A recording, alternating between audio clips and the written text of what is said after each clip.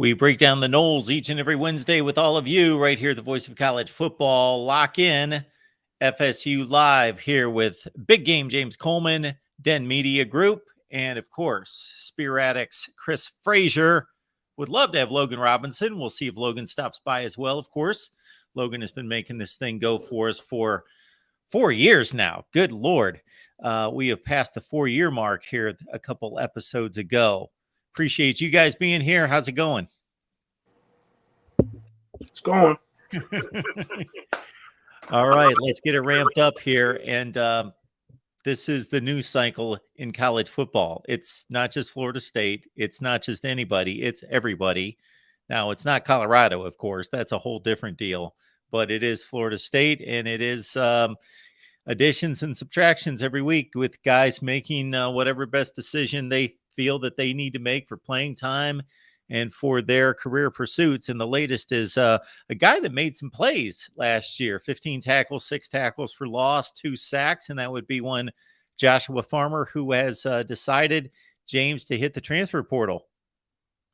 Yeah, I think people would be lying if they said that this one doesn't hurt. Very good athlete. One of the things, I don't always do this, Mark, but this is me growing. But I'm going to give Zach Bluestein, one of the beat writers for Florida State, some props. And he posted a picture of when he committed to a picture of this spring. And oh my goodness, you talk about seeing a guy go through puberty right before your very eyes.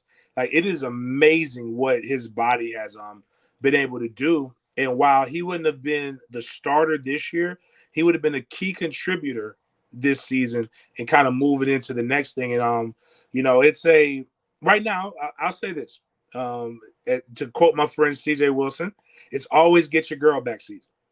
So they can leave, but until April 30th hits and until he signs until he signs another deal, he can always get brought back into the fold. To use an example that we saw around this time last year, it may have been a little earlier, but we saw Isaiah Land at Florida A&M, who was the reigning defensive player of the year in all FCS.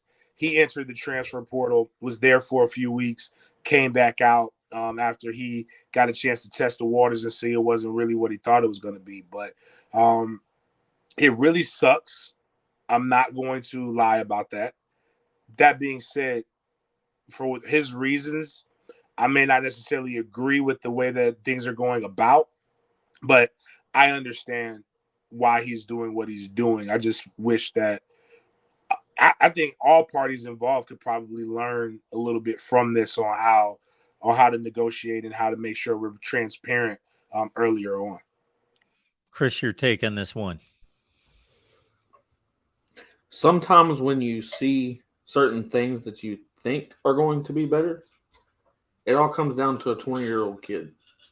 And this kid's being put in a situation to where something looks and sounds better, possibly. But it's really the situation that he's in because of what type of lifestyle you have to live growing up. And what I mean by that is once these kids, now that NIL is available, it's not just him, there's multiple. But once you get into the situation where you're now the breadwinner of your family, you're the key focal of who can get the money out and take care of your parents or siblings or grandparents or whomever it is. And all you know is you have a problem. And the only way to fix that problem is that you need more money or whatever have it. So now these kids are being put in a situation they're not used to. Not only are they getting money they've never seen before, but now you're the key focal of the family to make everybody else's problems go away. Personally, I believe that Florida State's not going to give up completely because we got to remember it's not the university that wants him to leave. No one wants him to go anywhere. It's the fact of he feels that he could possibly do better elsewhere, whether that be money or whether that be playtime. Regardless of which one or if both, Florida State's not just letting it happen.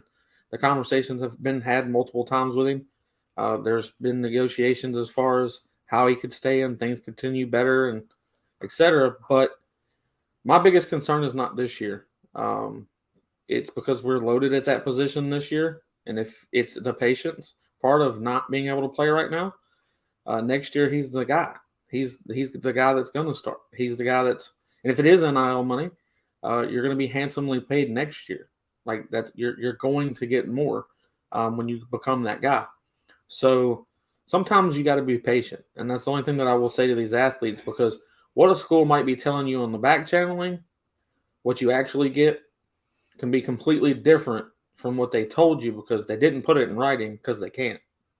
Or if they do, then you don't ever have to play ball again, because you got a ticket that they got to keep you shut up, and that's it. But regardless of what happens with Joshua, I hope and wish the absolute best for him, whether he stays here or he goes elsewhere. I want him to succeed, and I want him to make it to the league. Believe it or not, a lot of us, even media-wise, we've got a lot invested into these young men. Like when Trayshawn Ward left, that one bothered me so bad that it was like my kid left, and it was weird, and I didn't know I was that emotionally attached to it. Joshua was close to that. It bothers me, but I also get it.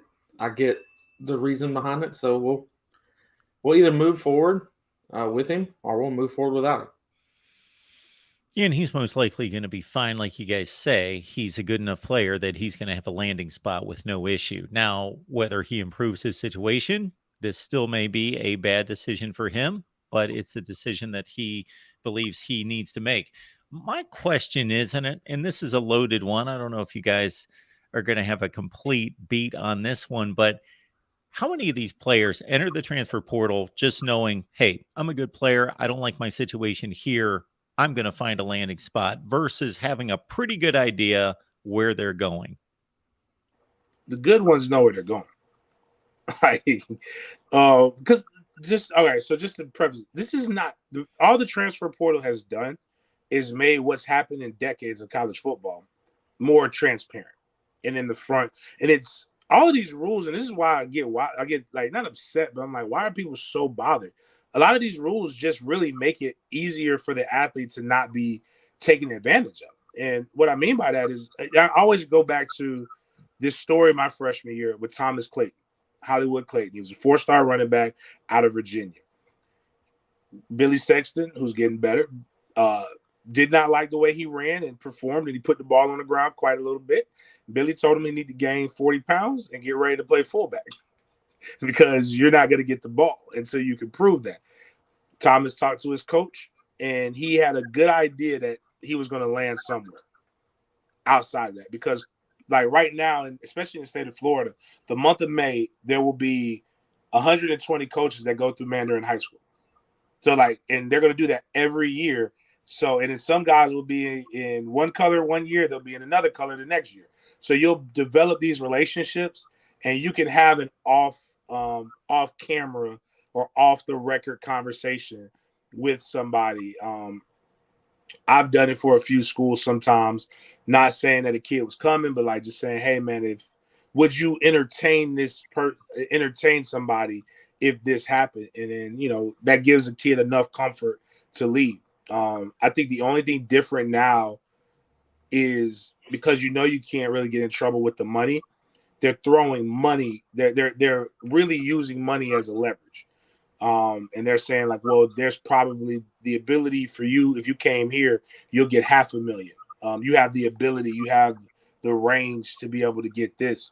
But I'll say the good ones know, like when Bear from Georgia hit the portal, it's like he already knew USC was probably more than likely where he was going to go. But most of these guys, I really want to stress this, Mark, and you can tell other people this. How I found out about the transfer portal was from coaches saying they were going to use the transfer portal to be able to get rid of the kids, to tell them to do something. Why the transfer portal is so big right now ain't because because kids are just quitting. There's no APR right now. There's literally no rules. So what the APR used to do is say, if that kid signed to Florida State, it doesn't go anywhere else, Florida State is responsible for X amount of kids to graduate over 5 years. So if those guys don't graduate, it might be 7. No, it's 7 because they give you a little bit more. But if those guys don't graduate, now you have to worry about sanctions. So like when you think about it, when Willie Taggart took over, Jimbo had it so bad that we were like, a couple guys don't graduate. We don't do, and then COVID happens. To Mike Norvell's blessing, APR is done. Now you can get rid of all the bad apples. Before, coaches had to kind of coach through some of these bad apples. Now you can do what Deion Sanders is doing, where you can literally get rid of an entire team. And now with the NCAA new rule, you can get rid of an entire team and bring in 85 new cats if you want to. So to answer your question, most guys who are good are going in knowing, but a lot of guys are in there because they ain't have no choice. That's pretty much what I figured. But James, you of course know why fans get upset, right? Fans get upset because they don't know. They don't know what they don't know. Well, I think they're fans. Yeah, because they're fans. They're emotionally attached to their teams and their players. Right. So I saw somebody on Facebook today, and it's the craziest thing that we don't like. This is why we believe we're superior than other people. It's because people don't put expectations on athletes that they don't even put on themselves. The guy said the NIL is ruining this, blah, blah, blah, all these different things. And I'm like, so you hate capitalism. No matter what you do or what you think, we're in a capitalistic society. Everything we do has the elite. Like right now, we're all in podcasting or streaming right now. We have the elite of the elites in the podcasting world. We have, which is you, Mark. We have the guys who are just good.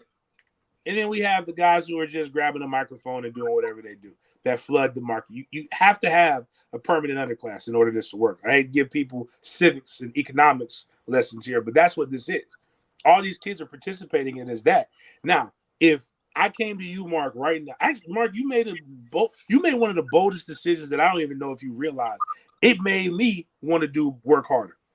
When somebody, I'm not going to put all you, but somebody put something to you that said you can either do this or you can do that. And you went with you. And that's what's happening with some of these guys. They're saying, like, if somebody comes to any listener, if somebody comes to you right now and they tell you, and I'm talking to them and they make 100,000, and I come and I say, well, I'll give you 175,000 to come over here with me. As an adult, are you just going to say, no, I am loyal to PepsiCo. I am going to stay here. They gave me my first check. They gave me my first chance out of college. And by golly, I'm going to stay here. Hell no. This is the years of working 25 to 50 years at a job have gone. What the heck makes you think the 18-year-old who's done nothing but see everybody else do this isn't going to do the same thing or have the same qualities? Now, what they do have to learn, though, is that they're now an adult. And with adult and coming and making big boy decisions, come big boy consequences. And you learn that some people aren't telling the truth. And you know what? That's fine. That's part of the growing up process. That's part of college. We're just mutants. That's the only difference between a football player, basketball player, and a regular college student is that their hormones were a little bit more active when they were younger, and they're bigger than most people. But at the same time, you're learning how to pay bills, you're learning how to pay taxes, you're learning how to love, you're learning how to make friends, you're learning how to deal with environmental issues and pressures while dealing with stuff back home. So, like, while I get why fans get upset, and I'm upset, like I don't want the kid to leave, but I'm also like, damn, the kid is really participating in the world in which we told them was built for them. Like, you can't tell somebody this is how you make money and this is how you grow and develop, and then get mad when they participate in the same thing that you've been learning about. So for me, yeah, I'm American patriot capitalist. That's just me at the core. I believe in all those things. So I have no issue with any of this as a thinking person, as a businessman, as an American. No issue with this at all. But as Mark the fan, now Mark is the 54-year-old fan. I don't really care. Guys can go wherever they want. But as the invested 15-year-old, 25-year-old in my team, living and dying with it every day as a fan, you're going to get upset by that. And that's where I'll defend the fans' position, because I usually bash the fans' position because I think it's illogical and irrational, but they support all this. So, of course, they have a right to get upset about it because they support all of it, and they take their spending money after they've worked 40 or 50 or 80 hours a week, and they say, I'm investing in this football team with gear and tickets and all those other things, and then these guys are running to other teams on me. So two things can be true at the same time. That it's reasonable that the fans respond emotionally and that they don't like this.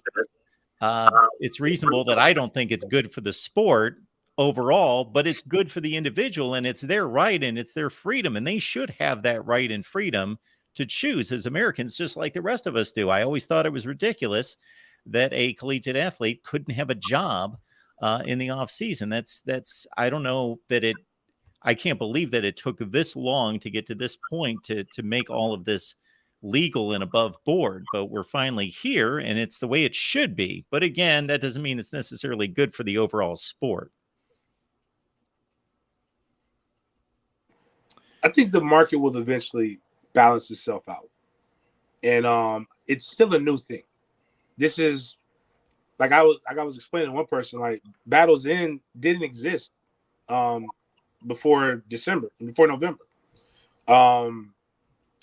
Rising Spear around this time, around November of two Novembers ago, just came up.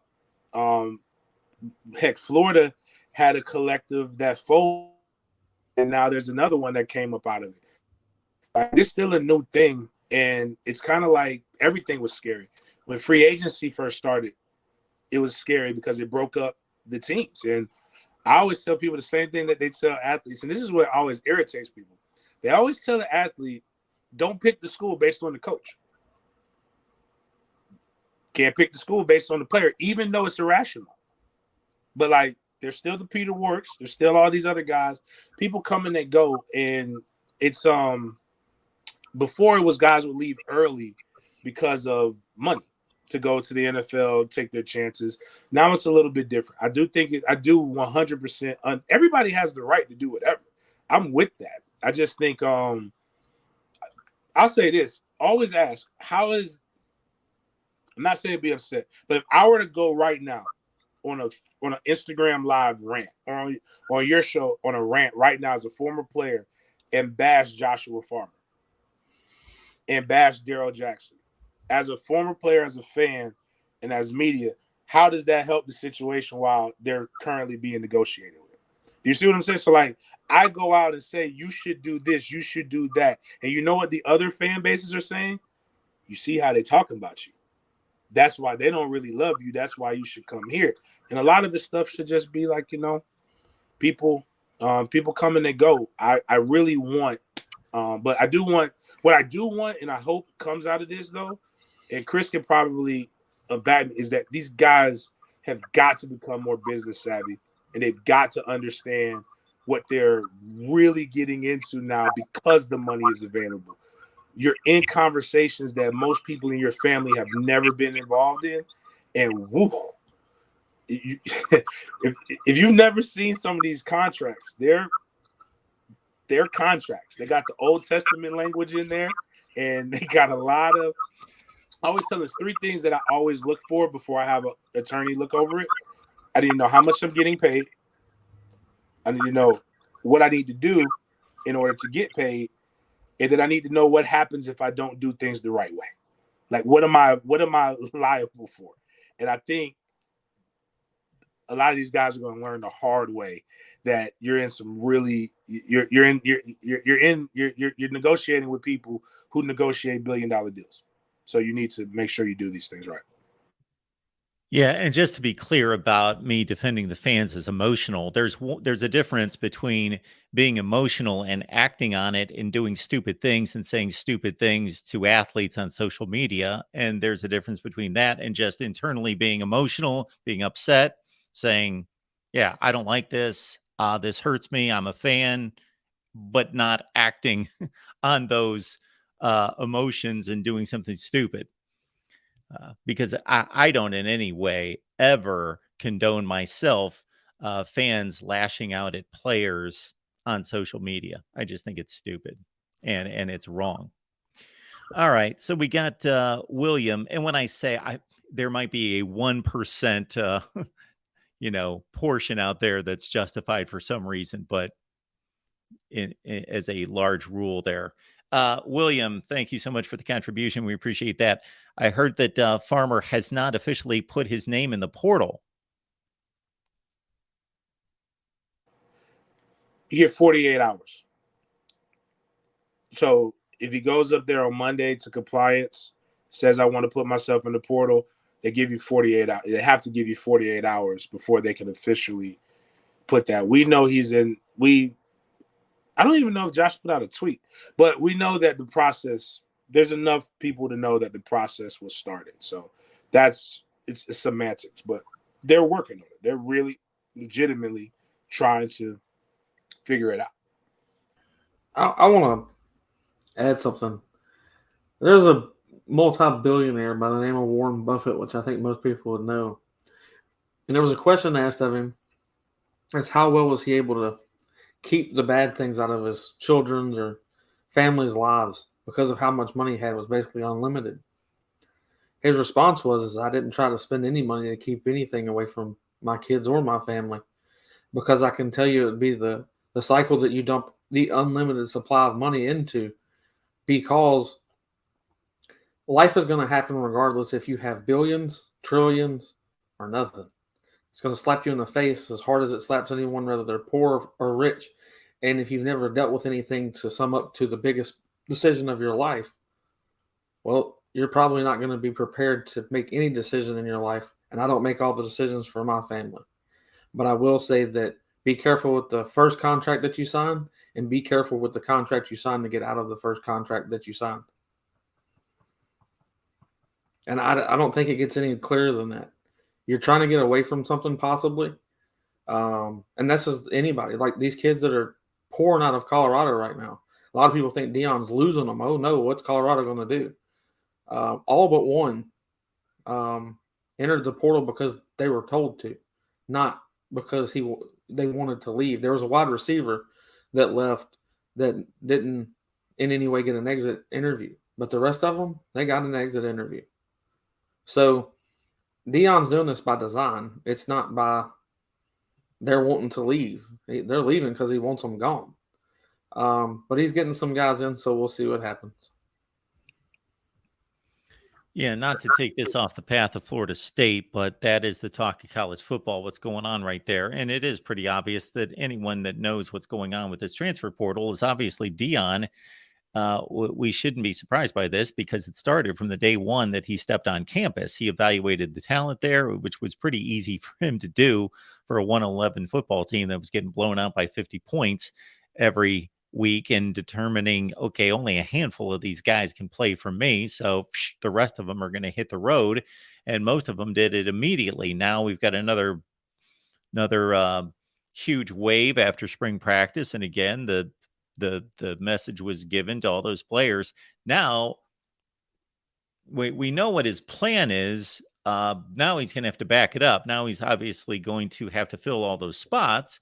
And it's fascinating to see either an ingenious move or it's going to blow up in his face. I'm going to guess that it's going to be somewhere in between, because it's still an attractive place to play, and he's still a magnetic guy that attracts a lot of young talent, and that's pretty obvious. So he's taking a risk on himself, a chance on himself, and he's betting on himself to pull through, and he's got a lot of street cred to be able to do that in this game. Nobody can talk like Deion. So prime is prime. And I think I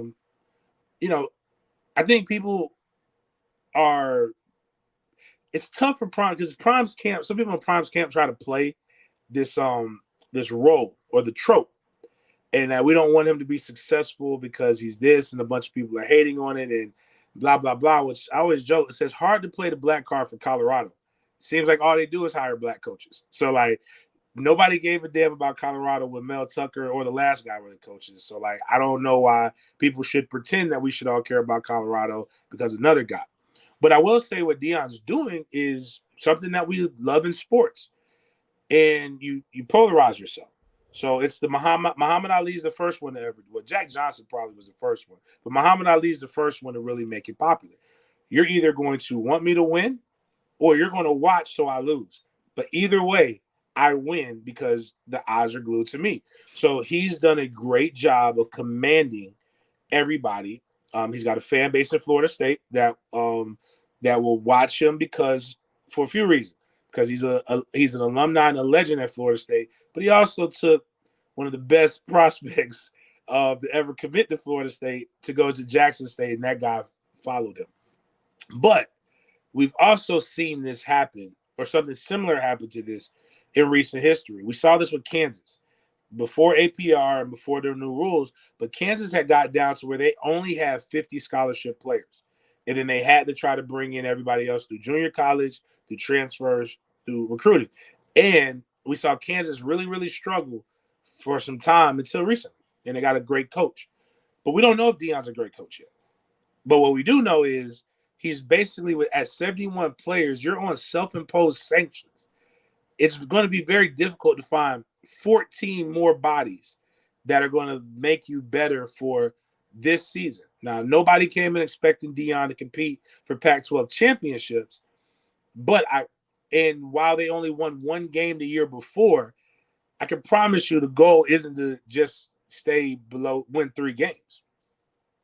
I think you're putting yourself in a position with a schedule that is very, very hard, and it will make it difficult for you to recruit next year because what's going to happen is this. I don't give a damn how good you could talk. I don't want to get my head beat in by USC. I don't want to get my head beat in by Oregon. I don't want to get my head beat in by Nebraska. I don't want to get my head beat in by UCLA. And I'm saying these names because these are schools that have talent, that did not have to flip their entire rosters, and they have coaches that we know have legit resumes on there between Chip Kelly, between Dan Lanning in Oregon, between Lincoln Riley and USC. And I don't like Matt Rule as an NFL coach, but what Matt Rule was able to do at Baylor and Temple can't be ignored. We've seen what these coaches can do on this level. We've seen Deion amass an incredible amount of talent at Jackson State. And the minute that he faced a team that was equally matched on 2 occasions, lost in the Celebration Bowl. Great games, good football, never won the Black College National Championship with all of these benefits and all of these different things. So I think Deion's going to have to learn on the go. He's got to develop these guys into this culture, and you're going into a buzzsaw with the hellified schedule. So it's either if he's successful, he'll be able to write a check for however much money he wants to make for the next 15 years. I just think it's hard to look at this and not at least be somewhat critical. And if you're not, then you're just like, if you don't see any of this as crazy, like not all of it, but like just some of it as wild, then you're just a fanboy. I mean, that's all I can tell you. I don't mean that disrespectfully. It's okay to still support Deion and say, hey, I don't know if we should have this few scholarships. Maybe the 6'8", 320-pound 4-star. Maybe we didn't need to get rid of him. I could get the tight end, but maybe not this guy. That's all. That's the only thing with Deion. James, we could clip off what you just said and we could apply it to other areas of life. And if people would just get that would understand, you can support somebody and not agree with everything that comes out of their mouth. You can also support somebody having a platform or freedom of speech and say you don't even support them at all, but you just believe that they have that right. There's a lot of nuance to this that doesn't have to be just shut them off. Everything they say is right. And that's all there is to it. Absolutely.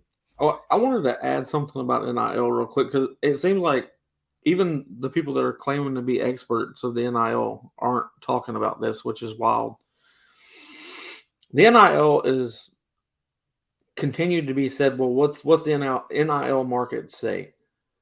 Well, I tell people which part of it, and then I was asked, what do you mean? Well, there's 3 different sections of the NIL market. Section 1 is the transfer portal, which is free agency. Section 2 is the veteran guys that are already on your team. Section 3 is the guys that are coming out of the high school rankings, which is therefore your rookies that are coming through the draft. I think we all know this, but in the NFL, do rookies make what veterans make? Or do free agents get paid a pretty good? They all want to be a free agent at some point because they're going to get a fat check, from what I've heard. So you wonder, when you talk about this, there is a allotted amount of money that each one of these NIL collectives have, and they separate it in 3 sections: newcomers, veterans, transfer portal. So depending on what market we're talking about, depends on how much money we're talking about.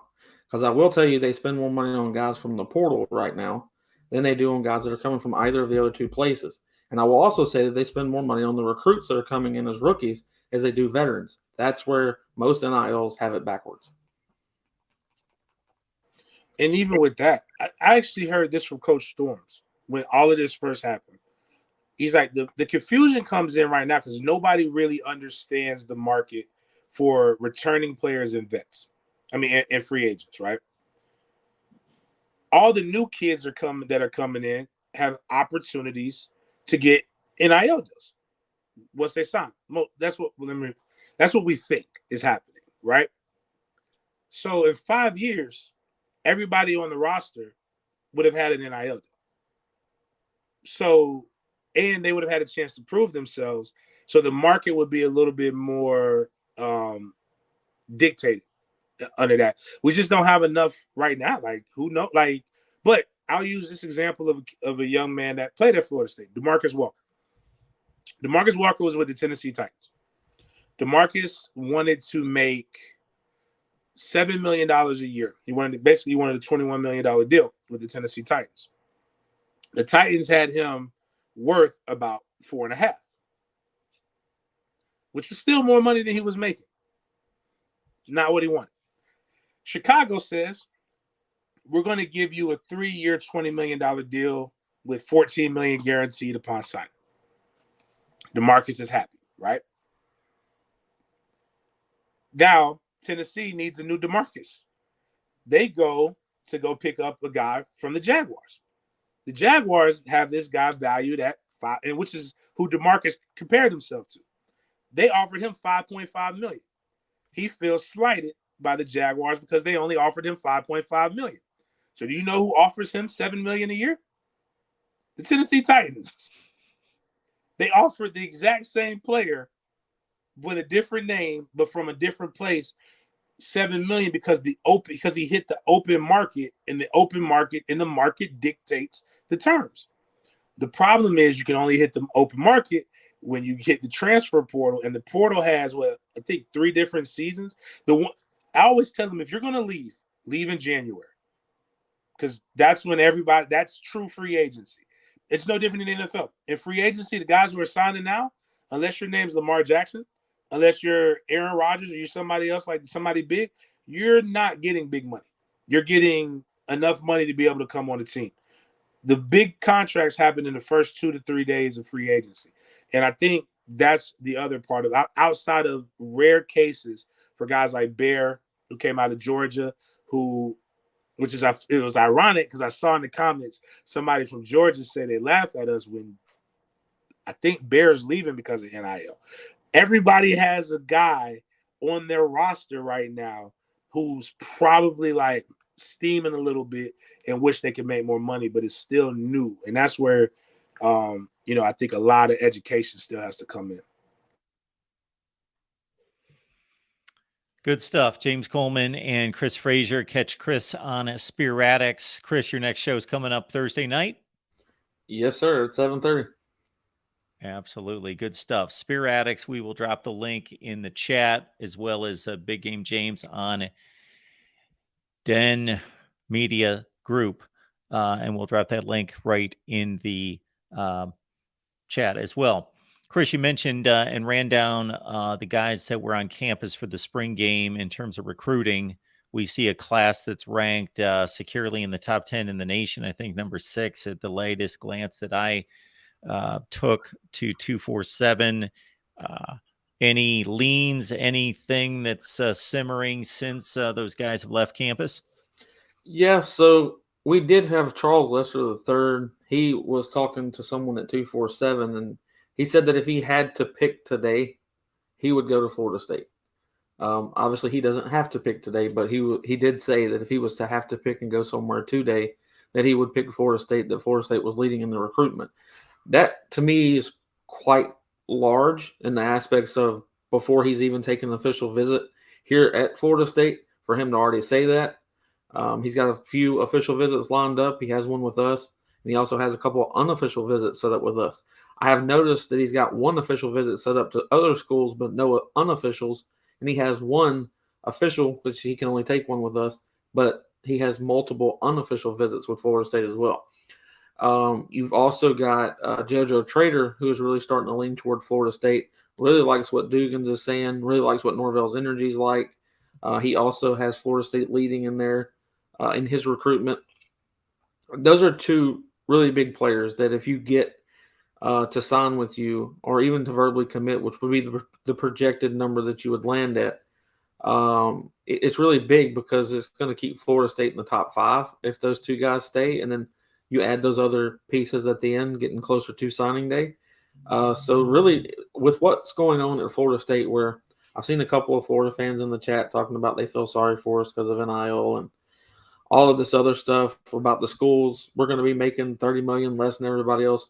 Well, you know what? Thank God it's not the schools that pay the players. It's NIL collectives that have nothing to do with the what your school makes. So I guess I just probably crashed and burned your whole idea. But anyways, I could have swore Florida was losing their best wide receiver to the portal.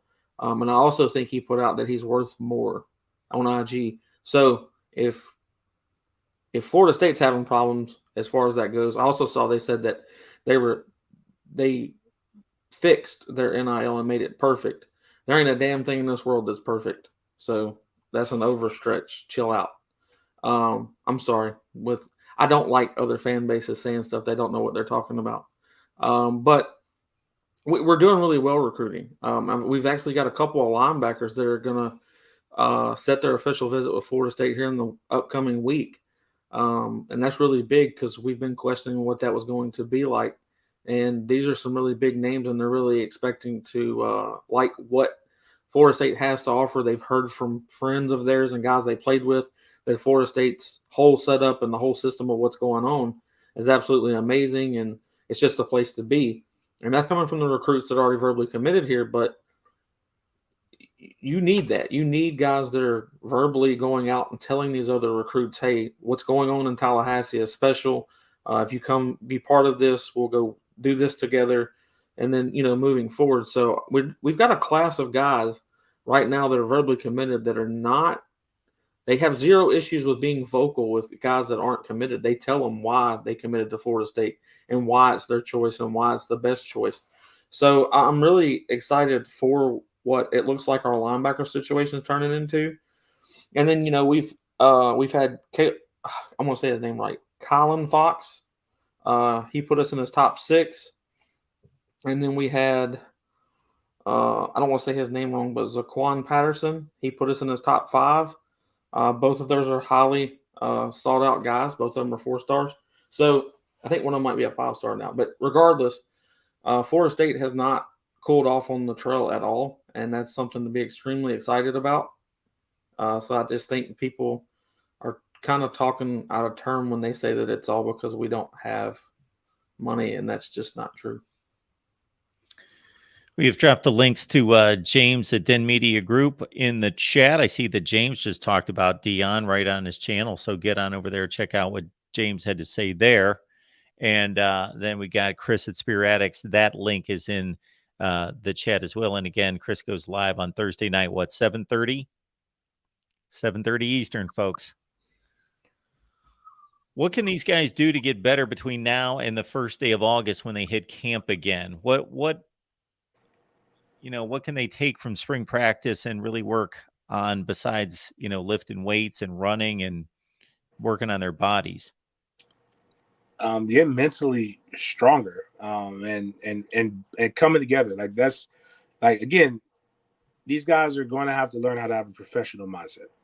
And I think I can promise you that this situation right here probably is rubbing guys the wrong way. And you're seeing some guys take to Twitter just to show their support to the fan base, and that's right. But a lot of things will have to come back, and then once you're in here and once you're set, you gotta roll. But I also think what the coaches are going to have to do is there's still some fine tuning, and I think I've talked about it like this: they've got enough guys to compete. Even if you lost Farmer, and say you lost Jackson, that would stink. But if any position could afford to lose, it would be D tackle. But there's some pieces that have come in the portal that the coaches are going to have to step back and really look at, is it worth kicking the tires on a couple linebackers that are really productive? And I know I see a lot of my friends in group chats and on fan bases argue, well, that guy only has 100 tackles in 3 years. Well, you're not really getting a starter at this point, but can this guy come in and give us 35 tackles off the bench? I would take that at linebacker all day. When you're looking at the safety position, there was a safety from UAB who's from Tallahassee, played at Gabi High School that's got 1 year. Do you take a waiver on him for some depth and somebody who knows how to play the safety position? What do you do in those areas, like to just really make you a little bit more mature and a little bit stronger and secure? And then, now it wasn't these two guys, but I think we're under the scholarship limit now, but there's still a couple guys that probably aren't going to be here. We don't want it to be those two guys. If those two guys, like the duty tackles, leave, somebody might not be asked to leave anymore. But I think, they're really looking for some ways to just prune and make the roster a little bit better. That's what the coaches could do. The players just got to stay out of trouble, man. This is one of the scariest times, man. I remember going in my senior year, we had a whole bunch of promise, man. I'm talking about we started off with national championship implications. We won the ACC, but it was a rough season because it started off with Wyatt Sexton, thinking that he was Jesus in the middle of the road. Got some bad. I'm not even gonna say what happened. Whatever happened. Bottom line is we lost Wyatt. Then we had a bunch of guys worrying about going to the NFL as opposed to worrying about playing the season and letting the chips fall where they may. Because at the end of the day, once college is done, and it's beautiful, even with NIL, it's beautiful. Like, I love college football because it's never the same.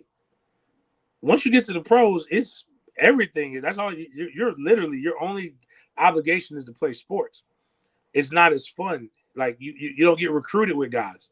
Like, you don't get a chance to have these bonding memories. You got grown men, people from different places. So I think that would be the main thing, is to keep these guys focused, figure out how you get yourself a little bit better in some key areas, and then just stay out of trouble, man. Let's go Buffalo 1. Shh. I appreciate the sentiment there, but we don't celebrate the small victories. So one guy that works with me was like driving me nuts last week. Got to celebrate 40,000 subs. Got to celebrate 40,000 subs. You got to do a show. No. 100,000. 100,000. Nothing in between. We celebrated 100,000, but I totally appreciate that. Thank you so much for that. All right.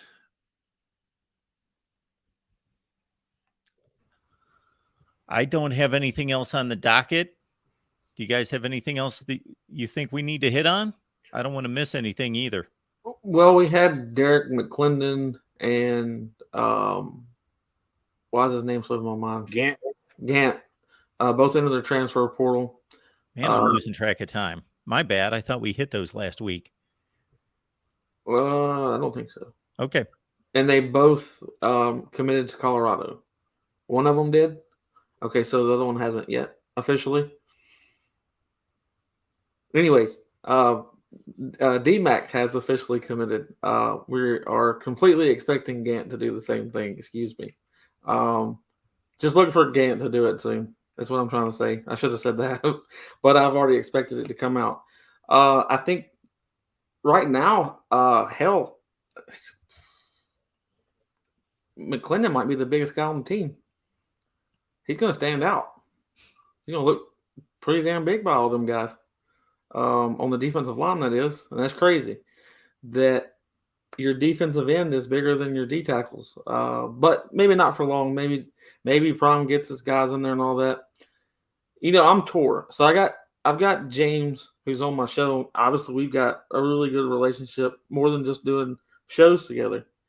And I know his feelings about Deion, and I was such a big Deion Sanders fan when I was a kid that it makes it hard for me to opinionate what I think of Deion because I don't want to upset anyone about my opinion. I think Deion is smart enough to put the right coaches around him. I don't think he's ever going to be an elite coach. He's just an elite face. He's the guy that can get people to come to your school, watch your school. It's just what he is. He's a marketing genius, in my opinion, and that's going to bring eyes. And therefore, if it brings eyes, it's going to bring some of the best coaches in the country. And yeah, he'll end up doing well. I don't think he's going to do that great this year, but coaches can only use the tools that are, so to speak, that they have. And right now, I don't see them getting 50 some odd players out of the portal and they're going to play a lot of young guys. And it's not going to be this beautiful, we pulled off a win against USC. No, they're going to get annihilated and it's going to be ugly, but you should expect that. And I think Colorado fans, if they pay any attention to this whatsoever, don't put these crazy high expectations on Deion this year because it's just, I don't see how it's possible to happen. But with Florida State, I didn't want to see McClendon leave, which is DMAC. I didn't want to see him leave. I talked to him multiple times, but he ended up leaving. And we'll say that it may have started off as what people think, which was NIL. All I will say is it didn't pan out as perfect as people thought it would, that were looking for it. And Gant was given an exit interview. I mean, it's just the facts of what happened. It's not like we're losing people because we don't want to. Farmer's a completely different situation. He had no exit interview. That's why this one stings. We see him as a future guy. So just be careful with what y'all go around putting out on Twitter because, man, I've seen a lot of Florida State fans put out stuff that was just completely incorrect, and I can't correct everyone. If Gant and McClendon reach their reasonable potential, and let's make levels of players, like all conference players, impact starters, marginal starters, key backup, on down the line, where do we place those two guys? At Colorado, those are two starters. Day one. Gant will be actually pretty good in the Pac-12, considering they like to spread the ball around and throw. He's a former safety. So he gained some weight and he's able to run. What he does very well is special teams. He was really good on special teams for Florida State. So, but I think he's got 1 year, if I remember correctly, and he'll be a player for this year and he'll have a good time. And to him, you can't make the NFL if you don't play. So I 100% agree with him. DMAC was going to be in the top two rotations at DN. Florida State has always done the 2 to 3 man rotation on the D line. And this was probably it was a treasure trove of riches while he was there. Unfortunately, he decided to leave. I get it. He will start there in the Pac-12. The problem comes is where Gant's going to play linebacker, so he's going to be able to go sideline to sideline. DMAC's going to be DN on one side.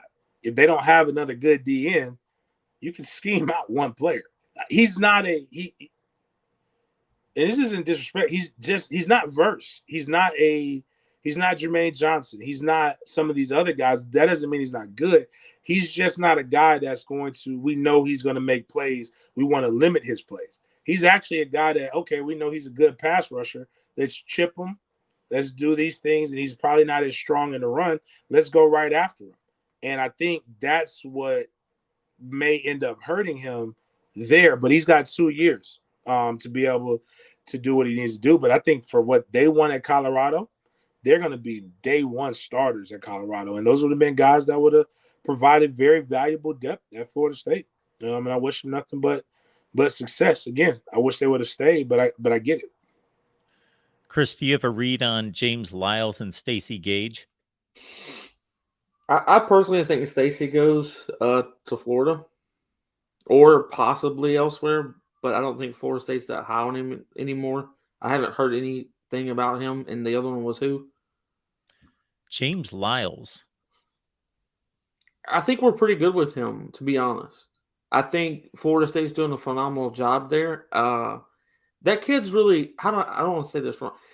He's very mature for his age, so he doesn't put out these crazy comments and stuff on Twitter and stuff like that. He's really keeping things close to his chest. Reminds me of Marvin Jones Jr. a lot with that. Like, he just doesn't go out saying, okay, well, this team's leading or that team's leading. I think that he's got Florida State right there at the top of his list based off of the conversations that are had. But that's the thing. Like me, I have a lot of off-the-record conversations with these guys that I don't use exactly what they tell me because they want to keep it close to their chest. They don't want to piss off other fan bases or even piss off our fan base. So I take what they say and I listen to them, and you can kind of tell when a guy's leaning one way or the other. Like, I'm really not sure, or I really like what they do at this school, or I really like what they're doing at Florida State. And I think we're doing really, really well. I don't think Stacey Gage is a take for us. We're so after a couple other guys that it doesn't make sense for us to go after him that hard, especially when he has vocalized where he really wants to go, like the couple of schools that he would be really willing to get there. So I don't see Stacey Gage coming to FSU at all. What's going on at Spear Addicts these days? Well, I've got multiple coaches that I'm lining up for interviews. I'm just trying to wait until I'm on a certain network before I get them on, just so it's that much bigger. I would like them to be able to speak to more people that currently come to my show. I've got a good amount, but I would like to make it bigger. I would like for more people to see the questions that we ask versus what other people ask, because we ask a lot of different questions that I think people are more interested in. And that's all lined up. I'm the one pushing the interviews off. Like, I've got them, and they're telling me just to tell them when. And y'all know the contract situation. As soon as they tell me that we can link this straight to their network on television, then that's when I'm going to start bringing guys in. But I do have a current player going to come on the show next Monday. I will release that in a graphic on who that's going to be. But I have him lined up for Monday, and I think I got to reach out, or James got to reach out to Leroy Smith, because we would like to have him on. He's been asking.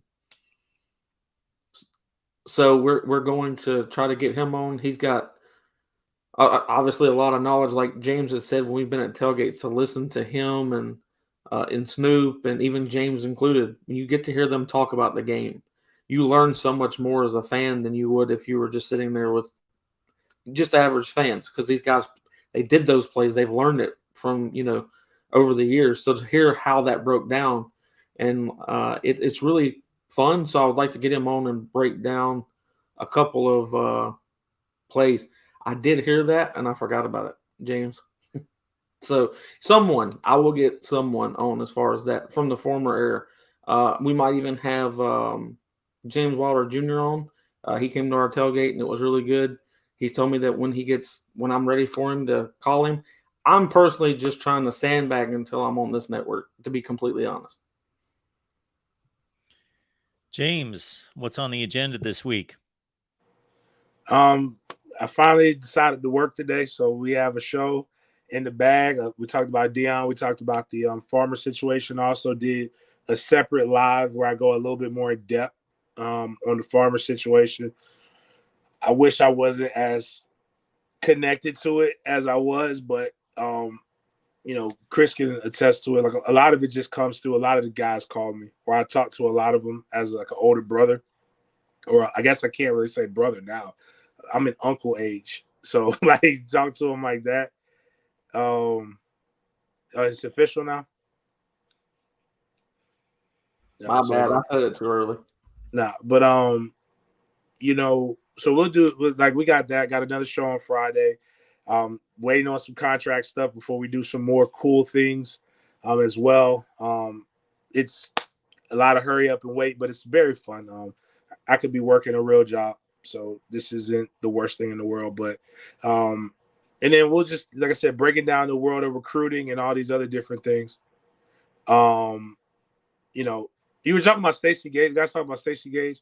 There's a kid from one of the greatest high schools in the state of Florida, Florida State Developmental Research School, aka Florida High. That would be the school that I went to, by the name of Micah Danzy, who's also will be a world-class sprinter, who's a running back, who we really think we're going to get. My boy Ricky, who's the sprint coach at Florida State, they're working him from every angle.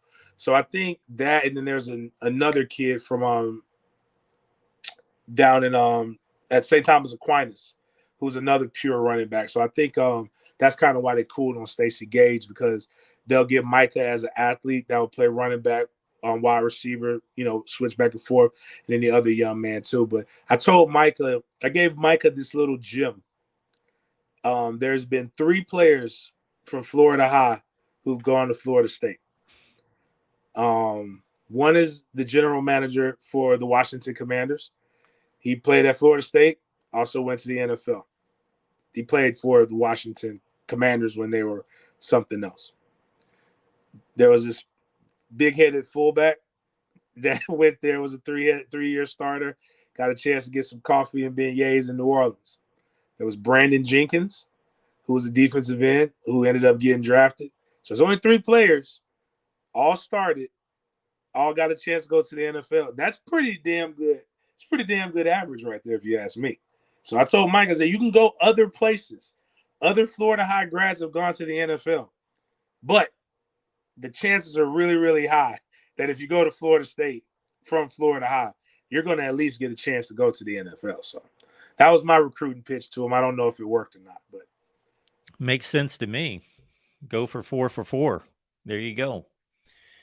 James, we appreciate you. Chris, you as well. You guys are amazing. Thanks for doing this, because you guys make this show roll.